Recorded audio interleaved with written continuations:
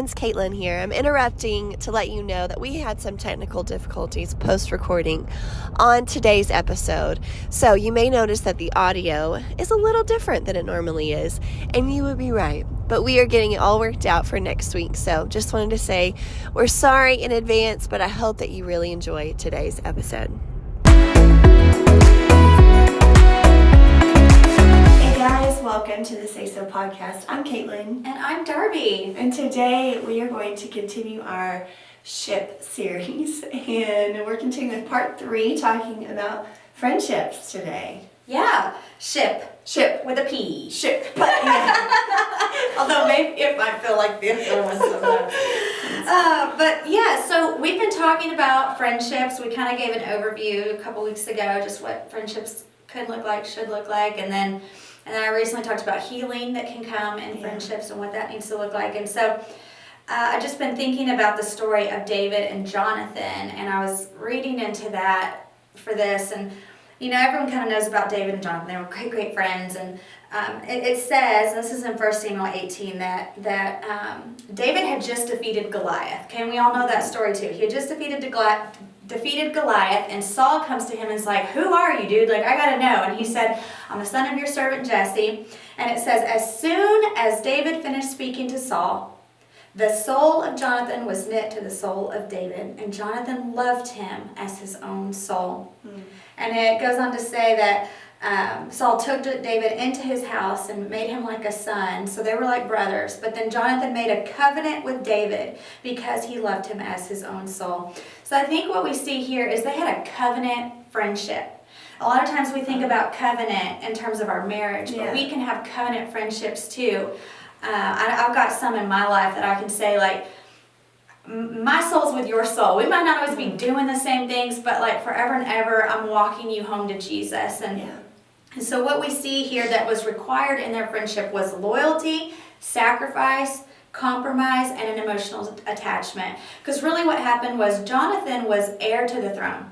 His dad Saul was king. Jonathan would have been king, except that I think in the moment that David defeated Goliath, he saw the call on David's life, and I also believe he saw, I have a role in that too.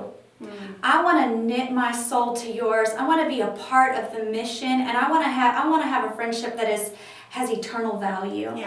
I want to play a part in that, because it goes on to say that Jonathan, you know, he had to kind of go against his own dad because Saul was not righteous anymore after a while because of his jealousy. And so Jonathan sacrificed for David. He warned him. He protected him. And later on down the road, when Jonathan dies, David says he cares for his son, cares for Jonathan's son after the death of him. And he took care of him. And that was his part of the covenant. I'm going to take care of you, and I'm going to take care of your family and love you no matter what. Wow. What a cool picture, right? Covenant friendship. Yeah, that's deep. Yeah, isn't it? That's deep. That's not just your average friendship. No, but I think what we wanted to kind of get into here is the hard stuff, right? Because in covenant, just like in your marriage, you go through hard things. And you're not supposed to just quit when it gets hard. Because if you go on to read about David and Jonathan, they endured some trials. And I would imagine in real life, they had to have some conversations about what that was going to look like. It goes on to talk about that they cried together. They shared their deep emotions with one another. And so there's an emotion there when you're really in a good friendship with someone. Listen, the hard stuff's gonna come. Like, there is no way around that, but we've got to be people that don't look at it and go, well, we had a hard conversation, we must not be real friends. That's like saying we must not have a good marriage if we don't fight, okay? I'd argue that's the opposite is true. You know? Yeah, I agree. Wow, so you thinking about David and Jonathan, you know, I love that, you know, you call it a covenant friendship, because I think that what I'm seeing and what we know from their story is that their friendship had such bigger purpose than just hanging out, just having a good time. Clearly. And I love that he says he knit his soul. I know, isn't that beautiful? Yes. And to me that just means, you know, there's just some people that come along in your life and you just, it's kind of like your souls are just drawn to each other. And it's kind of like Darbi said, like I'm in this for the long haul with you. And so I think when you find that type of friendship, when that kind comes along, if it's not built on a bigger purpose than just hanging out, it won't last. It won't be worthwhile. No. But when your friendship is built on something that's so much bigger than even just the two of you, that's something that lasts. That's something that leaves a legacy. And that's the kind of friendship that we should long for. We should pray for and work for, because you know that Jonathan, he sacrificed. Yeah. There was probably moments where, I don't know, if bitterness came into play, or just like frustration, sadness. But I've been thinking about this whole idea of a friendship costing something, because Darby's talked about before, if you have let's say our faith, if it's not really costing us anything, then what's the value of it actually then? So it's the same thing as a friendship. There are some cost that comes with a friendship, a good one. Sometimes it's sacrifice, sometimes it's your time. Whatever it is, a good friendship needs to cost something, because that puts value, that adds value to it. So, sometimes that the things that really, I feel like, just create deep roots for a friendship and just a really good foundation is just being willing to have the hard conversations. Yeah. To be honest, to be, I love what she said, that Jonathan could see just the calling on David's life, and he didn't want to get in the way of that. He wanted to support that. Yeah. So what does that look like in a friendship right now, today? Like, practically, I think that it just requires constant open line of communication. Also talking about, like, hey, what's the Lord speaking to you about? Like, do you have friends that are actually asking you that? No, I agree, because I think, we all know David. David was the man with a heart after the Lord, and David knew the Lord. But I think Jonathan's probably undervalued here in this story, because Jonathan obviously loved the Lord and knew the Lord too, so that he could discern how to be a good friend to David. I think we could probably argue David might not have been able to be the king that he was had Jonathan not been willing to sacrifice and be a part of that, because Jonathan protected David a lot from Saul. And, if he hadn't played that role, like, just to be the opposite here, if he hadn't played that role, David may not have been king. And so I think it's interesting to think of our friendships that way, that what if I chosen selfishness not to want to grow my friend's gift, not to want to be there for them, not to want to say the hard things. Because like I talked about last time, a kind rebuke from a friend is medicine. Do you know that some medicine is disgusting? Yes, we do know Some medicine is not fun. We don't like shots, right? But we also know that's how we get the healing. Right. And so I think that David and Jonathan just had an understanding, because individually they had a good relationship with the Lord. So they were able then to come together and not be dependent on one another.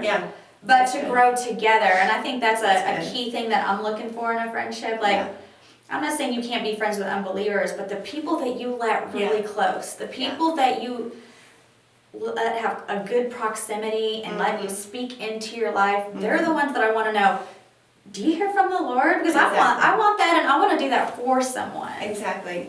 I've always thought, I guess I can't say I've always thought. I guess the more I'm trying to grow, the more I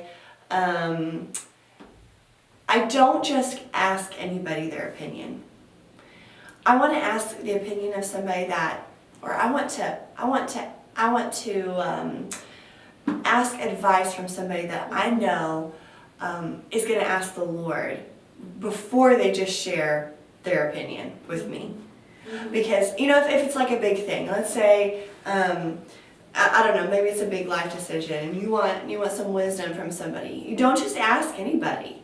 Because you don't want just any old person's opinion. Yeah, no, You want somebody's wisdom that they have heard from the Lord. Yeah. Hey, let me get back to you. Let me pray about this for you. I don't need to answer right in a moment, because that's not going to be helpful to you anyways. That's going to be Kaitlin's opinion.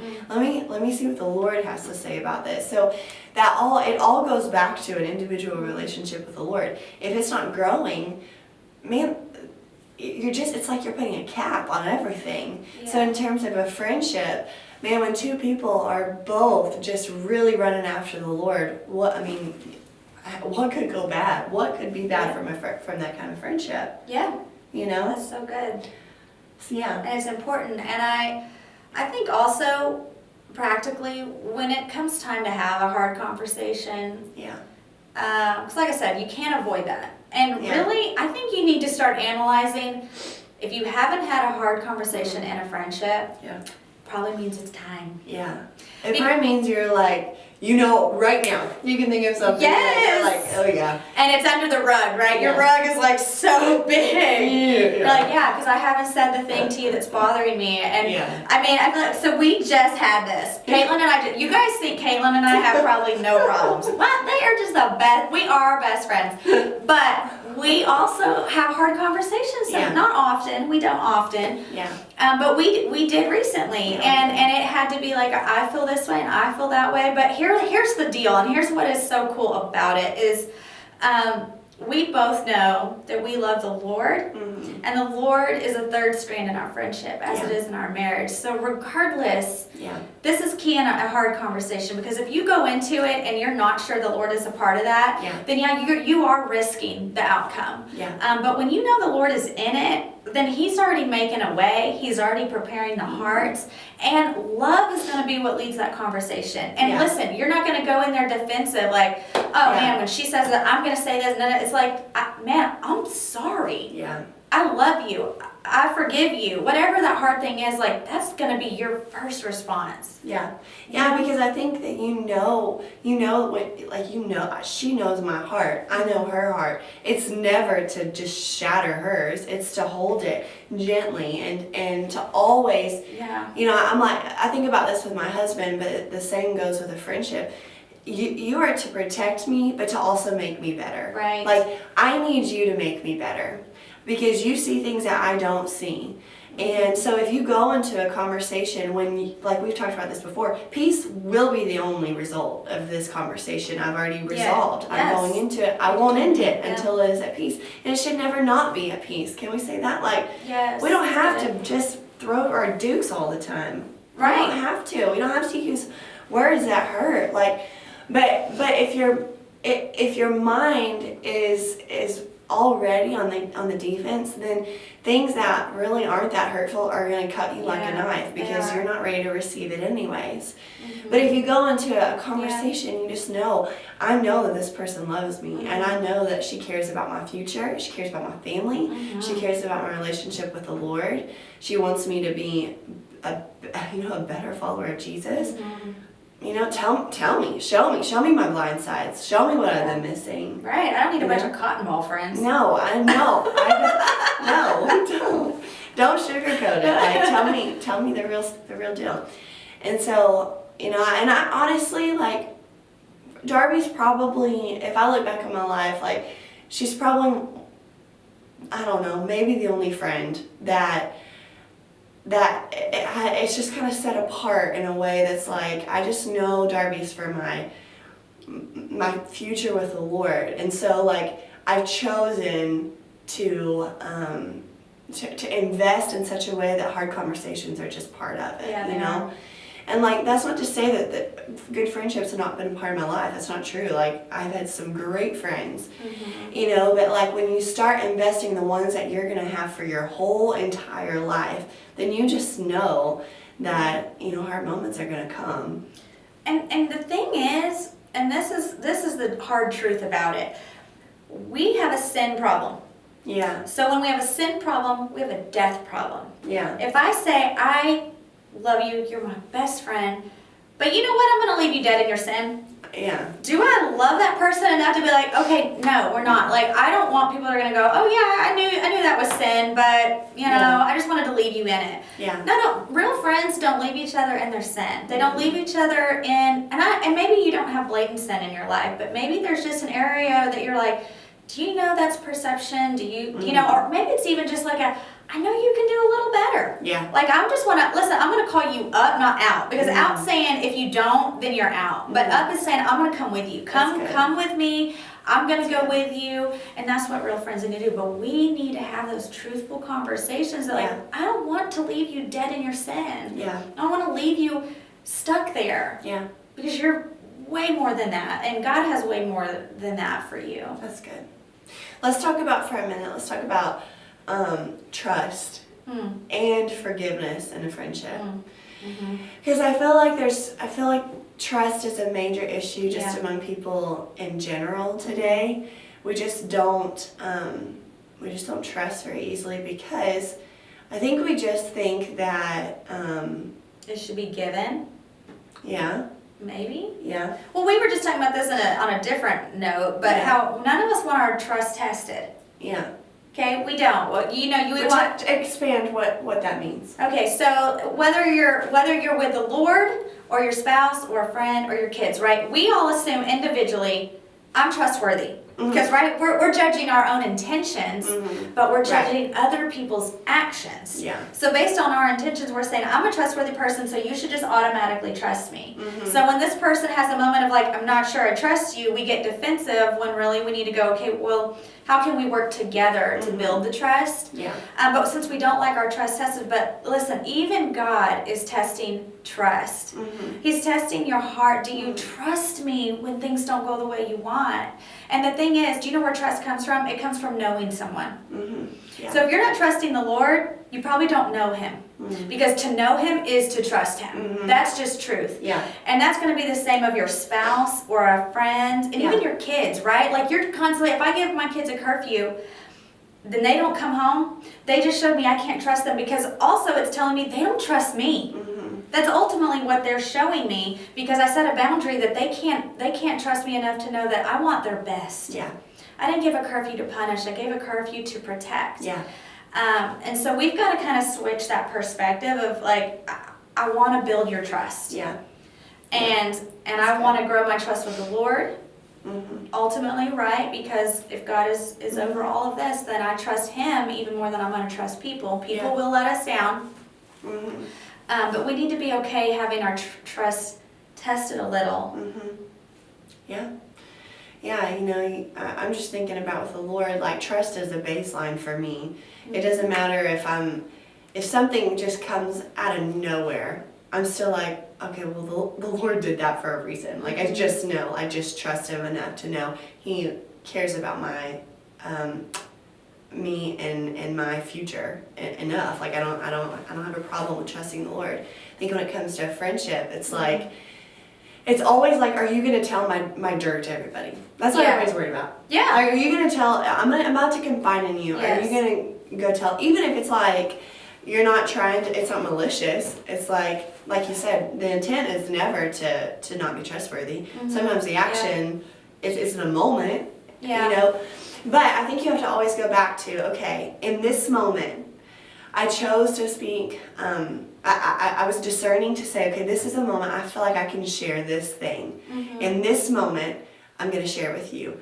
I cannot be concerned with what comes after that moment. Right. Oh, the Lord, he gives grace for the moment. Yeah. Not for 2 and 3 and 4 hours and days after this. No, it's like in this moment, okay, Lord, I'm going to trust you in this moment. I'm going to trust my friend.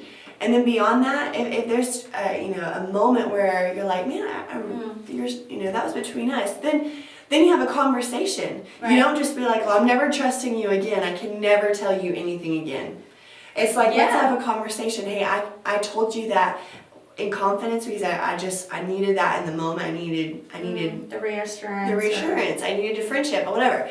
So it's like, even if that trust is broken, it doesn't have to blanket the rest of your friendship. Absolutely, that's a great point. It doesn't. Yeah, it can be rebuilt. 100%. Yeah, and it's worth just saying, hey, man, I really I need this to be between me and you. And so It's just like anything. Trust, breaking trust is just like any mistake, any sin that you make. Like, Yes. it doesn't have to define the rest of everything. In fact, it can make you stronger in the overcoming. Yeah, it will make you stronger if you're willing to talk about it. Yeah, and like you were saying, we get to assuming, okay, but if she says this, then I'm going to say that. It's like, just go have the conversation because you actually don't know what they're going to say. I know. And what I have found probably 9 times out of 10, God's already gone before me. Yeah. And he's already like working on them and he's working on me. Yeah. So, we said in the first one, pray for your friends, but literally pray for those conversations. Yeah. I like to ask for scripture. God, show me my heart in this because I want that right before I go have the conversation. But then I also want to know, like, what are you trying to show me? And he'll give you the scripture too to guide you in that. That's good. Well, so I just want to encourage you guys, we can have covenant friendships and you should be looking for those. You should be building those. But there does come hard conversations because there has to be the trust and the honesty. Yeah. I just want to end with this verse. It goes on to talk about in 1 Samuel 20, and Jonathan and David are going through this trial together, a trial.